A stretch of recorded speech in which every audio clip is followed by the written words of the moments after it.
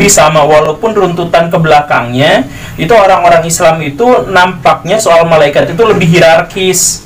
Jadi misal ada begitu banyak malaikat, jumlah yang benar-benar tidak bisa dihitung. Kemudian di antara mereka semua ada 10 yang wajib diketahui oleh manusia. Itu sebenarnya mengingatkan kita atas hal-hal yang lain, hal-hal yang gaib. Dan di antara 10 yang wajib diketahui itu, 4 di antaranya adalah yang paling utamanya, Jibril, Mikail, Israfil, Israel.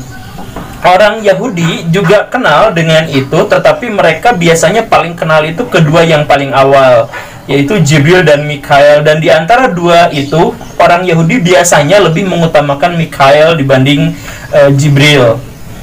Tapi namanya aja itu sudah sama. Kata El itu artinya Tuhan, Baraya. Jadi kalau kita kenal Mikail, L-nya itu Tuhan. Gabriel,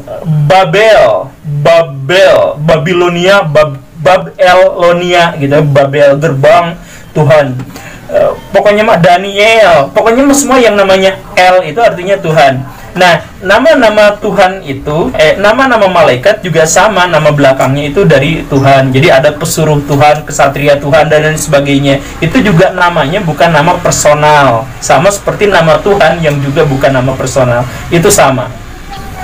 Walaupun sebenarnya di sini dalam sejarawan orang Yahudi ada kritik juga bahwa sebenarnya orang-orang Yahudi baru kenal istilah nama-nama malaikat ini setelah zaman Daniel, setelah zaman diaspora Babel. Baraya yang senang sama sejarah Yahudi pasti kenal itu. Nah, istilah-istilah malaikat itu baru muncul pas zaman itu.